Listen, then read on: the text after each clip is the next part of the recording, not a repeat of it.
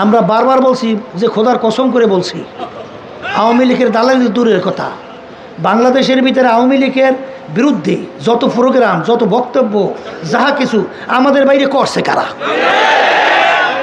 আপনি দেখছেন 53 বছর পর্যন্ত যারা দেশ পরিচালনা করলো, কি অন্যায়ের মাধ্যমে দেশ চালাইল, লক্ষ লক্ষ মানুষকে মিথ্যা কেসের মাধ্যমে তাদের সংসার বিলীন করলো। আমি আপনাদের সামনে কথা বলতেছি, আমাকেও তো জেলে যাইতে হয়েছিল, কথা বলেন না কেন? আমার ভাই ছোট মুফতি ফয়জুল করিম, তাকে তো জেলে যাইতে হয়েছিল। সৈয়দ ইসাক মোহাম্মদ আবুল খার, তাকেও তো জেলে যাইতে হয়েছিল। আমাদের 5 ভাইকে এই চরমনাই ঘটনা বিশ্বের আগ, সেখানে আমাদের বিরুদ্ধে কেস দিয়েছে এই বরিশালের নেতারা, চরমনের নেতারা, বিএনপি। তখন ক্ষমতায় কারা? বিএনপি। তখন আমাদের বিরুদ্ধে কেস দিয়েছে যে বিএনপির এক নেতার পকেট থেকে আমি নাকি 5,000 টাকা ছিনতাই করে নিছি। কেসের কয়েকটা গ্রাউন্ডের ভিতরে এই একটা পয়েন্ট, যে তার পকেট থেকে কত টাকা নিছি। এই যে বিশ্বের বাজারের ঘটনা, তখন আমি আসলাম বাড়ি, আমার চোখে অসুখ, কথা বলছেন, চাইতেও আমার কষ্ট হয়। তখন আমাকে কেস দিল, ফয়জমা একে দিল, আবুল খার একে দিল, জিএমএ একে দিল, এবার মুসাদ্দিবুল মাদানি কে দিল, 5 ভাই। আচ্ছা বলেন তো, এক বাপের 5টা সন্তান যদি জেলে যায়, তখন এই বাপের অবস্থা কি? সেই মায়ের কলিজাটা কি করে? এই কেসের গ্রাউন্ডের উপরে এই বরিশাল আদালত, ম্যাজিস্ট্রেট কোর্ট আমাদের বিরুদ্ধে 5 বছর সাজা দিয়ে দিয়েছে ঘোষণা। 5 বছর সাজা রায় এই বরিশাল ম্যাজিস্ট্রেট। এখন বলেন তো কোন দেশে বসবাস করেন? কি বিচার আছে? আর একটু আসতে কর, আছে? হ্যাঁ, আচ্ছা, শেষ পর্যন্ত তো আমাদের বেল ক্যান্সেল, গেলাম জেলে। জেলে যাওয়ার পরে তো ওই মোটা রুটি আর ওই ডাইল তো খাইছি, কথা বলছেন। ফজমেও গেল জেলে, আবুল খার হুজুরও গেল জেলে। এখন ওদিকে আমার আল্লাহর কুতুব আব্বাজান তো বোঝেন তো তার কলিজাটা কেমন করে। হ্যাঁ, খালি আফসোস করে, শব্দ ছাইড়ে দিয়া। আল্লাহর কুতুব বলেন দেখতেও যায় নাই, জেলে দেখতেও যায় নাই। বলছেন মালিক তোমার উপর সফর্দ করে দিলাম, বাস মালিকের সঙ্গে দিয়ে দেয় সফর্দ করিয়া। শেষ পর্যন্ত বরিশাল আদালত 5 বছর দিল সাজা। আমরা করলাম হাইকোর্ট, হাইকোর্টে আমাদের পক্ষে দিল রায়। তখন বিএনপি ক্ষমতায়, সঙ্গে সঙ্গে ওই রায় ভ্যাকেট করাইয়া আবার সিঙ্গেল বেঞ্চ বসাইছে সুপ্রিম কোর্ট, একজন বিচারক। আবার আমাদের 5 বছর সাজা বহাল, মানে আবার আমরা 5 বছরের সাজা প্রাপ্ত আসামি। এখন আমাদের কোর্ট আছে সুপ্রিম কোর্ট, ফুল বেঞ্চ, এছাড়া কোনো কোর্টও নাই। কিন্তু দেখেন ভয়টা কোন জায়গায়, যেই বিচারক একজন আমাদের বিরুদ্ধে 5 বছর সাজা কি জারি রাখছে, সেই বিচারক কয়েকদিনের ব্যবধানে প্রধান বিচারপতি হয়ে গেছে। এখন আমরা যদি আপিল করি তাহলে করা লাগে তার কাছে। তবে আল্লাহ খাস মেহরবানি, যে 5 জন বিচারক তো বসে, তখন আলোচনার পরে আল্লাহ সেই কোর্ট থেকে আমাদেরকে খালাস দিচ্ছে। এখন বলেন এই বিএনপি, আওয়ামী লীগ, এই জাতীয় পার্টি যাই বলেন, এগুলো করছে কি? বৈশে বৈশে এই মানুষগুলোকে জেলে দিয়ে জীবন শেষ করছে। এই দেশের টাকাগুলো বিদেশে পাচার করছে। এখনো চরমনাইতে কিছু আছে, এরাও এখনো এই বিএনপি করে, কথা ঠিক না? ঠিক, ওদের তো ঘৃণাই নাই। আর আমরা তো চরমনাই সন্তান মাটি, আমাদের কোনো মিথ্যা কেসের মাধ্যমে জেলে নিল। তাই তোরা যদি ঠিক মানুষ হও, তাহলে সেই মিথ্যকদের, জালেমদের সহযোগিতা তোরা কিভাবে করো? কথা ঠিক না বা ঠিক? তবে একটা কথা আছে, আবু জাহেল তো আল্লাহর হাবিবের কথা কয় না, চাচা না? ও আবু জাহেল মার্কা ছিল, এখনো থাকবে, কিয়ামত পর্যন্ত আছে। তবে আমরা তো চাবো আবু জাহেল মার্কা একটাও না থাকুক। কি জোরে বলে, কথা ঠিক হবে? ও থাকবে, কথা ঠিক না? যেই কথা বলতে চাইছিলাম, এই পথে নামার পরে বিপদে শেষ আছে? হ্যাঁ, জানের ভয়, কথা কয় না, কেসের ভয়, মাইরের ভয়। আল্লাহ কত ফজল করি রহমাতুল্লাহ আলাই এক শ্রেণী বর্তমানে আলেম নামেও বাইরেছে, এরা আমাদেরকে বলে আমরা নাকি আওয়ামী লীগের দালালি করছি। নাউযুবিল্লাহি মিন যালিক। এরকম ফাগরি ফেরটা বাইন দিয়া, এরকম খারার উপরে মিথ্যে কথা। ও আলেম তো দূরের কথা, ও তো মুসলমানই হইতে পারে না। আলেম তো দূরের কথা। তাই যেই কথা বলতে চাইছিলাম, শোনেন, দেখেন, এই মুসলমান কি মিথ্যা কথা বলতে পারে? হ্যাঁ, মোল্লা জিউর রহমতুল্লাহ ইয়ালের কথা শোনেন নাই? কি শুনছেন? যাই বলতেছে, হজরত আপনি তো আপনার স্ত্রী বিধবা হয়ে গেছে, আপনার স্ত্রী বিধবা। শূন্য এমন কান্না শুরু করছে, আল্লাহ এখন বেচারির হবে কি? স্ত্রী বিধবা, এখন বেচারির কি হবে? এখন বসে বসে কান্দে আফসোস করে। এখন একজন বলতেছে, হুজুর আপনি কাঁদতেছেন কেন?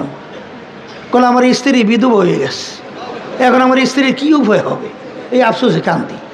বলে হুজুর আপনি থাকতে আপনার স্ত্রী বিধবা হয় কেমনে? ইন্নালিল্লাহ, তাও তো ঠিক কইছো, আসলে তো আমি আছি, তাহলে আমার স্ত্রী বিধবা হয় কেমন? এখন হুজুর বলতেছে, আমাকে যে কথাটা বলছে সে কি মুসলমান না? আল্লাহু আকবার। যেই কথাটা বলছে সে কি মুসলমান না? দেখেন, নিজের খেয়াল নাই যে আমি স্বামী, আমার স্ত্রী বিধবা হয় কেমনে? ওই বলছে মুসলমান, এমন বিশ্বাস ঢুকছে বিধবাই হয়ে গেছে। এই বাস্তব না অবাস্তব? একই বুঝান যায়, এক কইলে কেউ বিশ্বাস করে, কিন্তু বাস্তব তো ঘটনা এইটাই। কি হইল ঘটনা? মুসলমান মিথ্যা কথা বলতে পারে? আর আলেম লকব লাগাইয়া পাগড়ি ফোরটা বন্ধ, এই ফের খারার উপরে মনে হয় রাত্রের দিন বানাইয়া, দিনের রাত্র বানাইয়া সাত চলিবা, এরকম মিথ্যা কথা বলা আল্লাহর উপরে সবর্দ করে দিলাম, আল্লাহর কাছে সবর্দ করে দিলাম, আল্লাহর কাছে সবর্দ করে দিলাম। কারণ কি জানেন? শোনেন, কে কি বলবে তা জানি না, এই মিশন দিনের মিশন, এই মিশন হকের মিশন। তাই তুমি মিশনকে বিতর্কিত করবা? তুমি ইসলামের শত্রু, তুমি মানবতার শত্রু, তুমি দেশের শত্রু। আমরা বারবার বলছি যে খোদার কসম করে বলছি, আওয়ামী লীগের দালালি দূরের কথা, বাংলাদেশের ভিতরে আওয়ামী লীগের বিরুদ্ধে যত প্রোগ্রাম, যত বক্তব্য, যাহা কিছু আমাদের বাইরে করছে কারা? বলে আপনাকে বিরুদ্ধে কেস করে নাই, আপনাকে বিভিন্ন মাহফিল অনুষ্ঠান এগুলো করতে দেয়। এই আমাদের কেন্দ্রীয় নেতারা ছাত্র আন্দোলনের একসঙ্গে অফিসে ঢুকিয়া বিনা অপরাধে আওয়ামী লীগের সময় ওদেরকে ধৈর্য নিয়া উপরে পা টানাইয়া, এই আছে দায়িত্বশীল, এখানে আছে আর কেউ? আচ্ছা, ওই একজন আছে, এদেরকে নিয়ে উপরে পা টানাইয়া কেন্দ্রীয় নেতাদেরকে, ওরা বলছে হুজুর যে মারা মারছে হুজুর আমরা যে বাইসে যাবো বলতে পারি না। একজনে সেদিনকার বলতেছে, হুজুর থানার ভিতরে নিয়ে আমার রক গুড়ারে নখ পেলাস দিয়ে টাইনা টেনে ভালাই দিয়েছে। সেদিনকার কান্দে আর বলে, হুজুর এখন আমি ঠিক মতো দাঁড়াইতে পারি না। এই সেদিনকার আব্বাজান রহমাতুল্লাহি আলাই তার বিরুদ্ধে এই আওয়ামী লীগের সময় 18টা পর্যন্ত কেস দিয়েছে। কয়টা কেস? আসতে বলে 18টা কেস দিয়েছে এই আওয়ামী লীগের সময়। কি জানেন না জানেন? তাইলে যারা বলে আমাদেরকে দালাল, আল্লাহর ফজল করমে আপনারা যাই না রাখেন, যারা চরমনিতে আসছেন, আপনারা কলিজার মধ্যে এই আস্থা রাখেন যে আল্লাহর ফজলে চর্ম নাই, আমরা আল্লাহর ফজলে আল্লাহ এবং আল্লাহর রসুলের দালাল, আর কারো দালাল না। এই আস্থা রাখেন, এই বিশ্বাস রাখেন, আল্লাহর ফজল করবে। দালাল কইলে ওদের কি আল্লাহ দালাল বলাইবে? এখন তো দেখাও যায়, এখন তো দেখাও যায়। এখন আল্লাহ রাব্বুল আলামিন ওই সিল ওদের লাগাই দিতেছে। কিন্তু আল্লাহ রাব্বুল আলামিন কিভাবে এই পিচ্ছিল রাস্তার মধ্যে দেওয়া ঘুরাইয়া বাইর করিয়া পরিষ্কার, কথা ঠিক না ভাই? ঠিক। তাই যেই কথা বলতে চাইছিলাম, এটা একটা কাঁটাযুক্ত পথ না? সংক্ষেপে বলি, রাত্র বেশি হয়ে যাবে, সবাই বেশি হয়ে যাবে, সংক্ষেপে কিছু বলা তো লাগে, আপনারা নাহলে বুঝবেন কেমনে। শোনেন, এই যে এই কিছুদিন আগে 5ই আগস্ট, জুলাইয়ের কিছুদিন আগে বিএনপির সঙ্গে আমাদের অনেক খাতিরই না? ওরে খাতির, হ্যাঁ, বড় বড় নেতারা কথা বলতে থাকে, আমি বলি, হেরা আবার ফেলান করে, আমি এবার ফেলান করি, কায়দা কত বুঝলেন? খাতির আর খাতির। আমাদের অফিসে আসে, আমি আবার টুপি পরাইয়ে দেই, আবার আমার একসঙ্গে নামাজ পড়ে। আমি কি বলে, নামাজ পড়েন তো ঠিক মতো? বলে হুজুর মাঝে মাঝে 2 একক তো যায়। আমি বলে কেমন মুসলমান, মাঝে মাঝে পড়েন, মাঝে মাঝে পড়েন না? এই আজকে উজু করে নামাজ পড়া লাগবে, এই নামাজ পড়াইয়া খাইয়েটাই একসঙ্গে। এইবার গেল, এই অসুস্থ, ওখানে একজন রুগী স্বেচ্ছাসেবক, যাও তো মেডিকেল নিয়ে যাও। তাই যেই কথা বলতে চাইছিলাম, তাই শেষ পর্যন্ত খাতিরের কোনো অভাব আছে? কিন্তু যখন 5ই আগস্টের পরে যে কার্যক্রম শুরু করছে চাঁদাবাজি, ও আমি মনে ঠিক বলিনি, মুখ দিয়ে আসতে শব্দ বেরো, ভয় পাইতে কি শুরু করছে? চাঁদাবাজি, স্টেশন দখল, এই বিভিন্ন ঘাট দখল, এমনকি একটা পানের বিক্রেতা, কি কয় ওরে, পানের দোকান, ওই চাঁদার আওতার থেকে মুক্ত হয় নাই। আমি ওই কুমিল্লা যাইতে আছি, রাস্তার পাশে রহমতপুরীর বাসায় রাত্রে রয়েছে, বলছেন সব রহমতপুরি হুজুরে চেনেন না? ফল নিয়ে আসছে, জিজ্ঞাসা করি দাম কেমন? বলে হুজুর এত। আমি বলি এত দাম কে?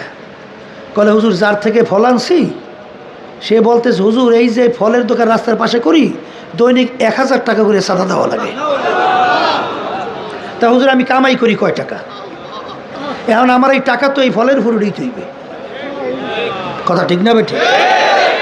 এখন এইটা কি ন্যায় না অন্যায়? এখন এই অন্যায় দেখার পরে চুপ থাকবো? নাহলে গঙ্গা শয়তান অমুকে বলে কি এখন বাইরান লাগবে? এখন তো বলা শুরু করছি, এই চাঁদাবাজির জায়গা বাংলাদেশে থাকবে না, এইটা বন্ধ করো, স্টেশন দখল বন্ধ করো, নিজেরা ভাগবাটার সমস্যায় বাজায় 200-এর উপরে খুন করছো, বন্ধ করো, পাথর মারিয়া মারা বন্ধ করো, আইয়ামে জাহিলিয়াত আর এই বাংলার মানুষ দেখতে চায় না। যখন বলা শুরু করছি, এখন খাতির গেছে, এখন রাস্তার ভিতরে নামিয়া এখন বলতে আছে, এই কি নেশা খায় মিথ্যা কয়, নাউজুবিল্লাহ মিসালে, মিথ্যা বলে নেশা খায়, পিসাব সর্বনাশ, নাউজুবিল্লাহ মিজালে। আবার কত ডঙ্করিয়া কয়, মিথ্যা বলে নেশা খায়, পিসাব সর্বনাশ, নাউজুবিল্লাহ মিজালে।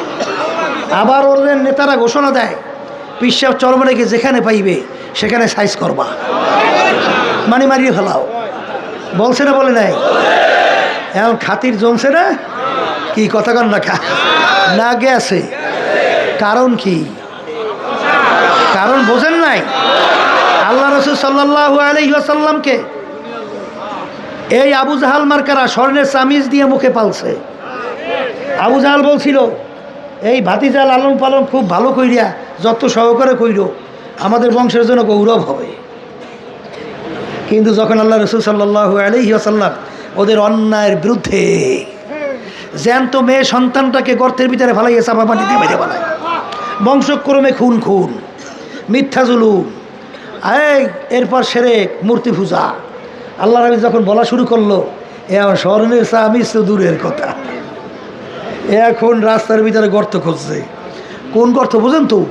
আল্লাহর হাবিবের ঘর আর আবু জাহিলের ঘর বেশি দূরে না, গেছেন না যারা হজে? আবু জাহিলের ঘরে ওখানে বানাইছে পায়খানা, প্রসাবখানা, আল্লাহ হাবিবের ঘরে ওই জায়গায় বানাইছে কেতাবখানা, বিভিন্ন কেতাব না, মাঝখানে দূরত্ব বেশি না, ওর ভিতরে গর্ত করছে আবু জাহিলিয়া। এবং উপরে প্রলোভন দিছে এবং পাঠাই দিয়েছে, যাইয়ে বলো যে তোমার বাতি তোমার চাচা অসুস্থ, তোমাকে একটু দেখতে মন চায়, একটু দেখতে চায়। তাই রহমাতুল্লিল আলামিন দয়ার সাগর যখন শুনছে চাচা অসুস্থ, কি করবে, আল্লাহ নবী সাল্লাল্লাহু আলাইহি ওয়াসাল্লাম নামে রওনা করছে। যেই গর্তে পা দেবে, জিবরাইল আলাইহিস সালাতু ওয়াস সালাম পিছন দিয়া, আল্লাহ রসুল দাঁড়া, আর সামনে পা দেওয়া যাইবে না, আবার ব্রেক, ঘোরের ওদিকে যাওয়া যাইবে না। এখন আবু জাহিল ফাঁক দিয়ে চাইয়ে দিস, যেই দেখে আবার ঘুরিয়ে যাওয়া ধরছে, ও নামছে লাভ দিয়া ধরবে, আইসে নিজেই গর্তের মধ্যে পড়ছে। কথা বুঝছে? এখন গর্তের থেকে তো আর উঠতে পারে না। কলে আমাকে যদি গর্তেতে উঠাইতে চাও, আমার ভাতিজাকে আনো, গতি নাই। আল্লাহ সাল্লাল্লাহু আলাইহি ওয়াসাল্লাম আইসা কেমন দয়ার সাগর, আবার সেই গর্তের ভিতর থেকে উঠায়। এখন কি শত্রু না মিত্র? কথা কয় না? কি করছিল কি আল্লাহ রাসূল সাল্লাল্লাহু আলাইহি ওয়াসাল্লাম? ওদের অন্যায়ের বিরুদ্ধে, জুলুমের বিরুদ্ধে, মিথ্যার বিরুদ্ধে, খুনের বিরুদ্ধে যখন নাকি আল্লাহর হাবিব সত্য কথা বলছেন, হক বলছেন, এক আল্লাহর ঈমান আনার দাওয়াত দিয়েছেন, তখন বন্ধুত্বের পরিবর্তে শত্রু। তা আল্লাহর কুতুব চিন্তা করছেন যে এই পথ তো পিছিল, এই পথে নামলে তো বিপদের শেষ নাই, এমনকি ঘরে স্ত্রী বেকায়দা হয়ে যেতে পারে। কথা ঠিক না? আত্মীয় স্বজন উল্টো হয়ে যাইতে পারে। কিন্তু আল্লাহর কুতুব বলছেন যে আমি পুরা মুসলমান খাঁটি হইয়া কবরে যাইতে চাই। দিনের কোনো একটা অংশ আমি বাদ দিয়ে কবরে যাব, আল্লাহকে জবাব দেবো কি? এই জন্যই পিচ্ছিল কাঁটাযুক্ত পথ আল্লাহর কুতুব বাইসে এই পথে হাঁটা শুরু করছে। কথা ঠিক না? হাঁটতে যাইয়া কেস, হাঁটতে যাইয়া সেই বগুড়ায় শেরপুরে তার গাড়ির উপরে আঘাত করিয়া আল্লাহর কুতুবের গাড়ি কাজ পর্যন্ত ভেঙে ফেলাইছে। কি বগুড়ার মানুষ, শেরপুরের আছেন তো দুই একজন, ওই দেন বুঝলেন তো ঘটনা। এই এরপরে হুজুরদের কাছে এসে দোয়া চাইবে, এমন দেন না কত হুজুরের কাছে যায় না, কত কয়টা দেয়। আবার একটা টুপি মাথার ভিতরে গাড়িয়া, এ এখন বিরাট আলেম হইয়া এইবার হুজুর দরবার দরবার দৌড়ে না, আসতে কয় দেয়। এই দৌড়ে না, দৌড়ে না, দৌড়ে বিভিন্ন খায় দেয়, সুযোগ নেওয়ার জন্য চেষ্টা করে না, করে তো, কিন্তু সর্বনাই ডরের সে ডুবাইবে না। কথা বলছে? এই তাইলে আমার তো জন্য সমস্যা না, কথা কয় না কা? হ্যাঁ, আল্লাহর কুতুব বলছিলেন এগুলো শুনাইয়া দেয় ইমান মজবুতের জন্যে। তখন প্রেসিডেন্ট জিয়াউর রহমান আব্বাজান যখন বটগাছ পক্ষে হাফিজুর রহমানের পক্ষে নাম ছিল, কথা বোঝেন নাই, তখন আমাদের ফুফাজান প্রিন্সিপাল ছিল মাদ্রাসার, তাকে খবর দিয়ে এনেছে, নিয়ে বলছিল আপনার শালাকে থামান, যদি না থামান তাহলে মাদ্রাসা বন্ধ করে দেবো, অমুক করবো সমুক করবো। এখন ফুফাজান তো ভয়তে অস্থির, তরিকের কাজ বন্ধ করে দেবে, মাদ্রাসা বন্ধ করে দেবে, তার কেমন হইবে? এখন যার ফুফাজান এসে বলছেন, আব্বাজান একটু ঝিমতরি বলতেছেন যে দুলামিয়া না, দুলামিয়া না, কী জানি, দুলাভাই, দুলাভাই কেন আব্বার বড় ছিল, এই দুলাভাই, আচ্ছা আমি একটা কথা বলি, হাফিজুর পক্ষে যে নামছি এটা কি আল্লাহ এবং আল্লাহ রসুলের রাজি খুশির জন্য, দিনের জন্য নামছি না অন্য কোনো কারণে? কলে না, দিনের জন্যে, আল্লাহ এবং রাজি খুশির জন্যে। আর তরিকার কাজ করি কার খুশির জন্য? আল্লাহ। মাদ্রাসা আল্লাহ। কলে যদি দিনের কাজে করতে যাইয়া যদি মাদ্রাসা বন্ধ হয়, দিনের কাজ বন্ধ মানে তরিকা বন্ধ হয়, আমি কি করব? আমি পারবো না, আমি নামছি তো নামছি। কিন্তু মাদ্রাসা বন্ধ হয়েছে, তরিকার কাজ বন্ধ হয়েছে, বরং আল্লাহ কুতুবের সম্মান আল্লাহ আরো বাড়াই দিয়েছে। এই কথা ঠিক কিনা?